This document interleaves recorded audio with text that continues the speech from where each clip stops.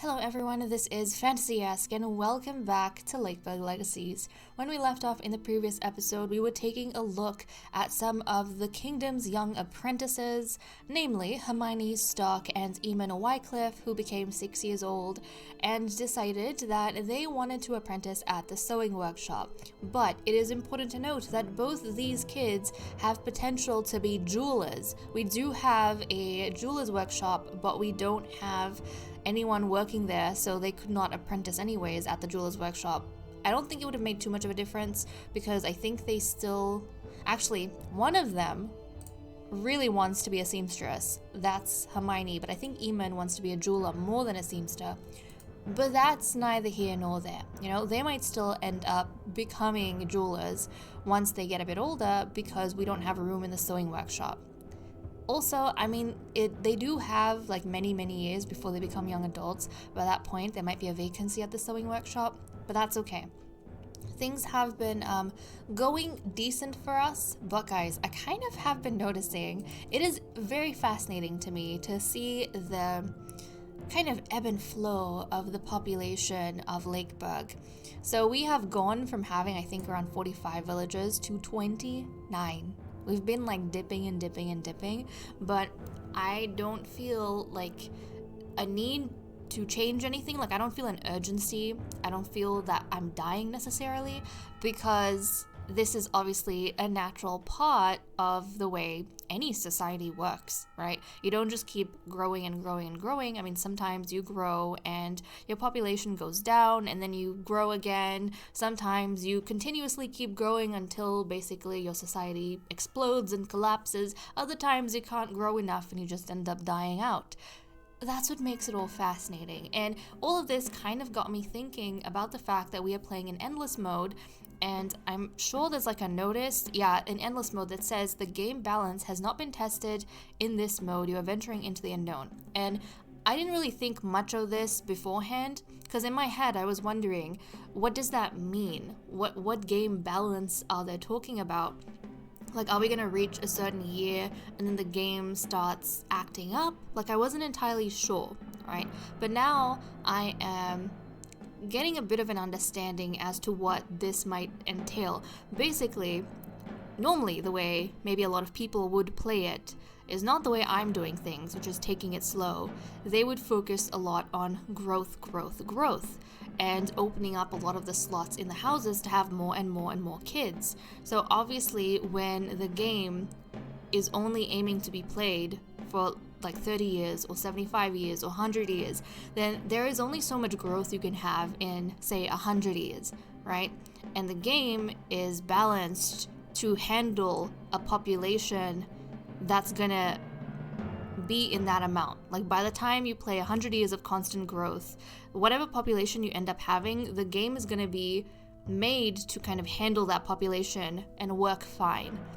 But the danger with endless mode is, for people who play that way, if you go beyond 100 years, obviously the game doesn't have a cap on your population. It's going to keep growing and growing and growing until the game starts lagging, because it was never made to house that many villagers. But we are fine, because I'm pretty sure the game lagging is only going to come into play when you have when you get into the hundreds. When you start having, I feel like, around maybe 200 villagers, then the game's going to start screwing up for you, maybe lagging. But I feel like we are safe in operating below 100. We haven't even reached 50. We're back down to 29. So I don't think, apologies for the rant, but I don't think we're going to have a danger in terms of us being in endless mode and the game not working, because the game balance, what it's talking about essentially, is the population of your villages. So when you end up having a ton of villages, the more years that go by, your game's going to have a problem making all those parts work, because it was never meant to handle that many villages. But if you want to play in endless mode and do like generationally the way I'm doing, and see bloodlines and appearances and, have their stories go on, I reckon if you operate below like 100 villages, you should be fine. Like, nothing's gonna go wrong. Everything's gonna work out perfectly. Your game's gonna function the way it's supposed to be functioning. I feel like below 100 is like well into the safe mark, because to get an indication as to what the game was probably made for, you can look at some of these like other buildings. For example, the pleasure house. You can unlock the 5th slot at 125. So that kind of gives us an indication that the game was made to have like 125 villagers. And then with the prank shop, you have 135, so the game can handle 135. With the Thieves Guild, you have 145. The game can handle that much. So, I don't know, is it the Rat Nest? 115. So, I don't know. I'm kind of feeling, obviously we don't even have like we have the Thieves Guild, 145. We don't have the Assassins Guild, and that might be a bit more. But I get the idea, or I get the sense that the game probably around like 150, 160, maybe around 200, but I feel like once you get over 200, that's when the game is going to start struggling. I mean, I don't know if you guys have, played long enough in endless mode to get up to that point, then you can tell me when you've started having problems in your own game, but I'm going to hazard a guess here that the above 200 is when you're going to start having problems. But that's besides the point for us, because we're at 29. We're operating at 29 villages. But I'm kind of excited to see whether our village is going to more or less die out, or all the people of Lakeburg going to be able to revive themselves somehow from this. That was a very long rant. But sometimes this is kind of like when I discovered the candles on the lifespan and we had that huge discussion there. It's kind of fun though. But wait, what? Sapphire has died? And I was just talking about vacancies. Sapphire, she died at 37 years old, guys. I feel sad because she had the perfect personality. Sapphire was wonderful. Now I'm sad. I am sad for Sapphire. And now one of her apprentices does not have anyone. Okay, and then Walter Lancaster is now single. He has just lost his house. So we need to be the cruel enforcers of the kingdom and kick him out essentially with little Naya. Oh, with little Naya, who's an apprentice baker. Well, he and Naya, unfortunately, are going to be out on the streets because he doesn't have anyone that he could try and ask out on a date. I'm going to use this time to do a quick check on if anyone's changed their opinion on the jobs they want. I know it's called potential, but I like to say that these are their aspirations. Mirabelle wants to be a seamstress. Okay, she can do that. Mirabelle is gonna take up the position of seamstress. So Mirabelle, there we go. And I think she just took over whoever the apprentice was. Hold on. Wait, no. I'm going to the wrong place. Sewing workshop. Scroll. So Althea. Okay. Sapphire was teaching Althea. Althea, I think, has 1 year left. Maybe 2? A couple of years left of her being an apprentice. So Mirabelle is going to take over that. Okay, let's continue going through here. Let's see. Mabel. Nothing I can help out with. Wolfgang, nothing I can help out with. And Astrid, still nothing I can help out with, unfortunately. Okay, that is all, but in terms of the youngsters, Cecilia is 17 and Althea is 17. So yeah, these two only have another year left before they are going to be young adults and they're going to establish their own houses. Okay, let's keep going. Seeing what else happens in the kingdom. Okay, I'm noticing something nice. So Oriana and Calanth have met and become friends. Oh, hold on. Oh, geez. That's not what I wanted. Darn it. They were at the town square, and that is really cute because Oriana is the adoptive mother of Calanth's husband, Wolfgang. And Calanth is the one who kind of got Oriana a job at the sewing workshop after she lost her job as the prankster. So I kind of like that. They're really getting along with each other.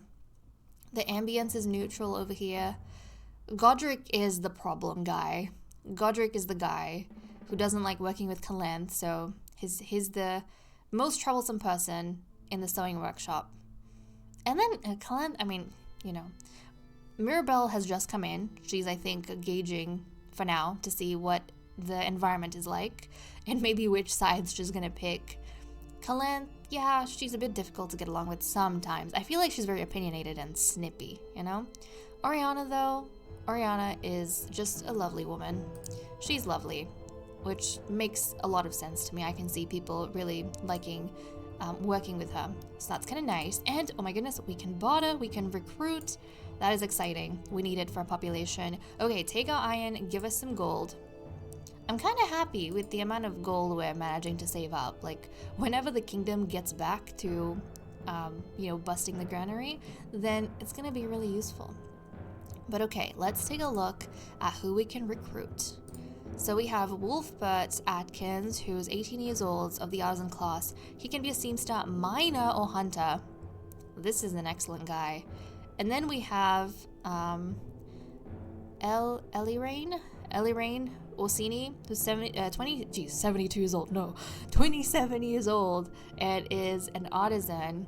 She has nothing to help us. She wants to be an innkeeper, merchant, or butcher. None of that's gonna work, so we're gonna call in Wolfbert. Wolfbert, come on in. Yes, please. Hold on. Let me recruit you, my bud. Let me recruit you. We actually don't... Oh, we have one miner. We have one miner, one hunter. The sewing workshop is full, but he's going to be very, very useful to us. Hold on a second. What is this? We have, like, new text that is, like, a bit of... It's, like, out of nowhere. What is going on? What is going on? Where is the dude we just brought in? Oh my goodness. What's happening? Guys, give me back my guy. We just recruited someone. Oh, there we go. The game was freaking out. Okay, I'm gonna change his name. Just a little bit. Let's see. Have we had an Alfred? I can't remember. Alfred Swift. It's gonna be Alfred, guys.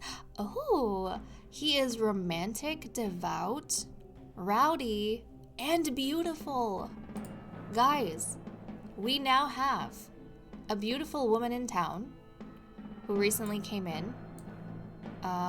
Where is she? Cataline is the most beautiful woman in town in terms of Lakeburg's beauty standards. But now she has a rival because we have the most beautiful man in town in Alfred. Yeah, he has the beautiful genes. Lakeburg's beauty standards have kind of changed from the past. To be honest, Cataline, I feel like, looks relatively similar. I don't know, I feel like she looks relatively similar to what Beatrice and Chris did, but Alfred looks very different to them. So the beauty standards, yeah, have changed. That's kind of cool to see who Lakeburg considers to be an attractive man and an attractive woman. Would you look at that? But okay, he wants to be a miner. I can definitely let you be a miner. In terms of his preferences, he likes feasting, meditation, fashion. He dislikes treats, gossip, poetry, and he's a bit of a social guy. So let's get you in the mines. You can work alongside... Oh, okay, that was unexpected. I wasn't paying attention to this, but guys, the mines is literally the place that is summoning these beautiful people, because the most beautiful people in Lakeburg are working together as co-workers in the mines. How interesting is that, the way that worked out? Wow. Totally was not expecting it. And also, I was looking at our resources, I think, off camera, and I freaked out a little bit because, and not because of our population, I freaked out because we have no masons. Stone is used in everything. We have a stockpile of stone that's like 487, but no one is gathering stone for us. If we run out of this stone, we are out of stone. We are screwed, guys. We are screwed. So that is not the best situation for us to be in. But we have two miners, you know. We have two miners, so that's pretty good. And Alfred, we have to find you a wife. So let's see. Please bring in someone useful. I beg of thee, please bring in someone useful. Let's take a look. Okay, we have Leonette, who's 27 years old, of the artisan class. She, I don't know, might be a strong woman, might be an intelligent woman. They have average affinity, 42%. Oh, Baker, I mean, do we have any... I don't know if we have any spot at the bakery. Oh, we have 2 vacancies at the bakery? Since when?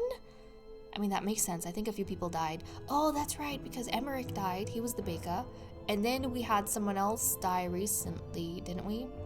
Eloise died. Oh, okay, that makes sense. That makes sense. Sorry, I didn't mean to get out of this. Where is, Leonette? Okay. Oh my goodness, guys. Leonette is aesthetic, energetic, and brave, but she's ugly. Oh my goodness. Okay. This is gonna be interesting if it does work out. Because apparently, Lakeburg considers Leonette very ugly. And so everyone in town is gonna talk about how she bagged the most beautiful guy they've ever laid their eyes on in a long time. And she is the first ugly person we have had since Everolf. Actually, she's the first woman we've had that's been ugly. The only other ugly person we had was a farmer named Everolf a long time ago. Huh. I feel kind of sad for her. I feel kind of sad for her. But yeah, Lakeburg does not like this combination of features, guys. They're not fond of it.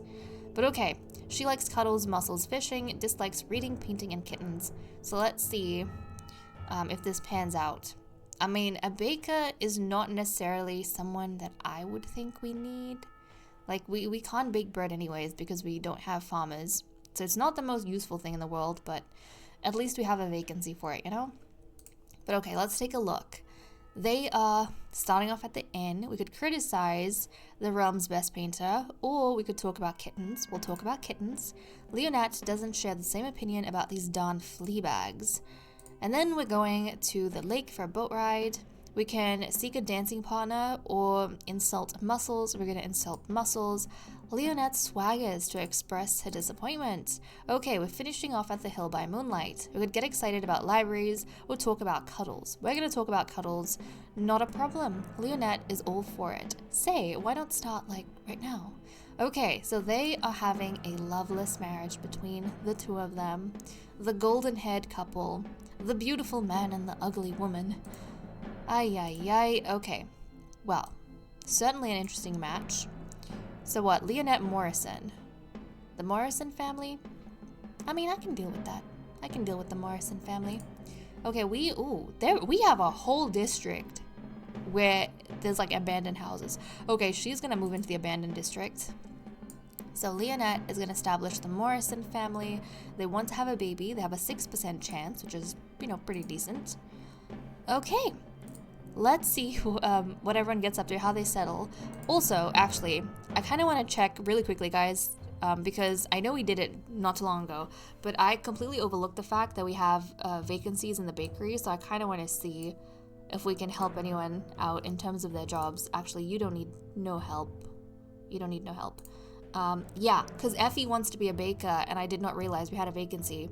So Effie, at 33 years old, guys, is going to join the bakery. And then let's take a look. Mabel, cannot help you. Wolfgang, cannot help you. Astrid, cannot help you. Don't have a farmer. Leonette wants to be a baker as well. So Leonette is going to join the bakery. So basically, Effie and Leonette at least managed to get a job. Right. Ambience is bad. It's all Marie and Nathan. Literally, Eloise was keeping the ish together. Now she's not here. Effie and Leonette don't know what to do. They're going to figure themselves out. Fingers crossed. They're going to figure themselves out. And oh my goodness, our bread has gone down to like 33.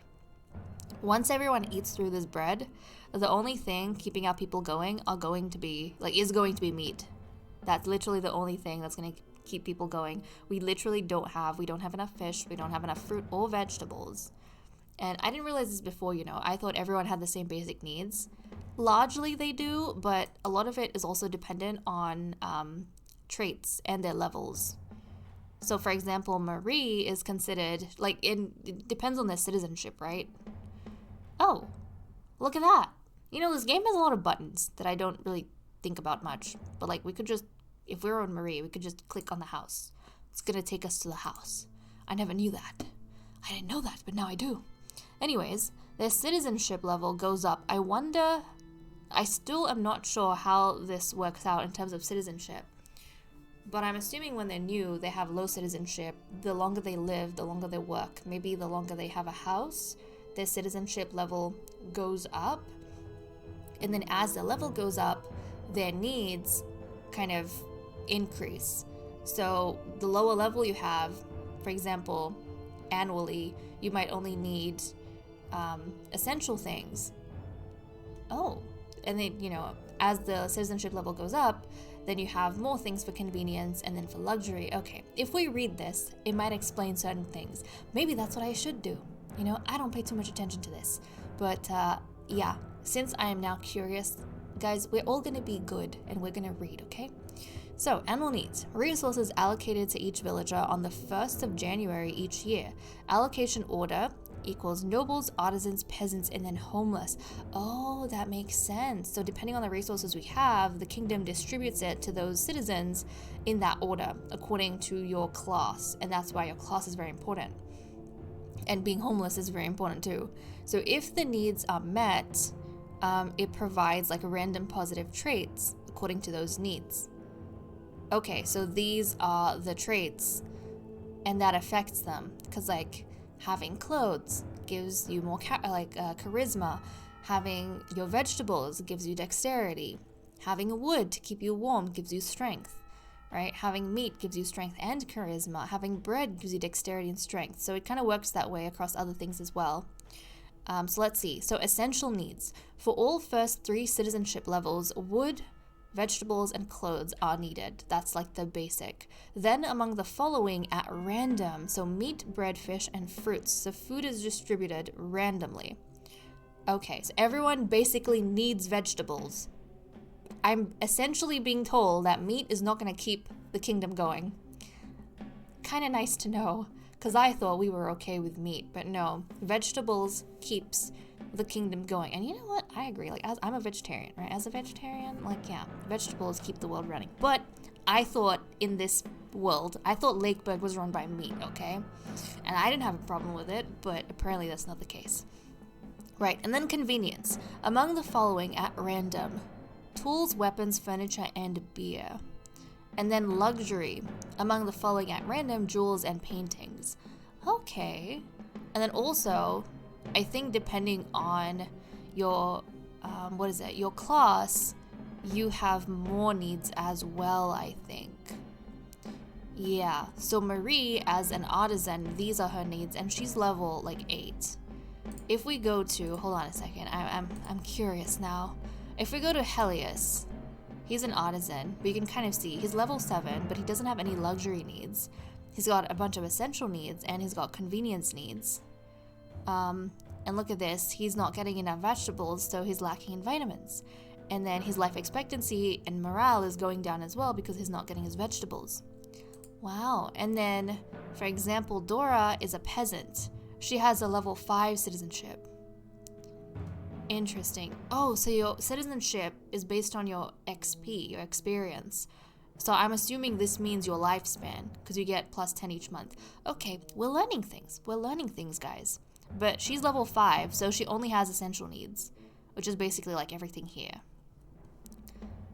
Okay, I'm intrigued. Where are our nobles? You know what? I was like, wait, is Helios a peasant? But I was trying to figure that out, but I completely forgot the fact that their background is colored differently depending on what their class is. Helios is quite obviously an artisan, and Dora, she has that olive green background, so she's quite obviously a peasant. Where's our noble? Alana. Okay, Alana, even though she's a noble, is a level 4 citizen. Okay, so she only has 4 needs. And then the higher your levels go, the more needs you have. Okay. Wait, so then did someone have... And you can only have a max of 8 needs, apparently.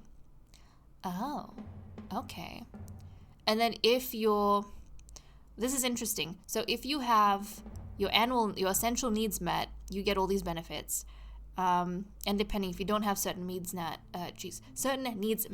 then you get the opposite of benefits, right? Like with Helios and his vegetables that are not being satisfied. But if your luxury needs are net, what am I saying? Your needs are net? What am I saying?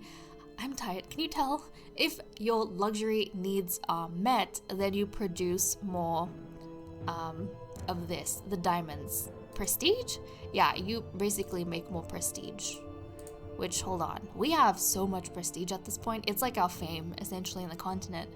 But yeah, we have like way more prestige than we need and are losing. We've been losing prestige, like 25 prestige. I don't know how often, but we've been losing prestige ever since we made the castle, because the castle has gone unmanned by a monarch. But now, it's not a problem because we have like so much prestige anyways. Huh. Okay, well, I just had to get everyone settled in. We welcomed in Leonette, Albeca, and Hermina Alfred, which is wonderful. And they are the most, I think, unique pairing we've had in terms of genetics, because we have the ugliest woman and the most beautiful man. It's definitely something to note. But okay guys, with that said and done, I am going to leave off here. Thank you so much for watching. I hope you all enjoyed, and I will see you all next time. Bye bye.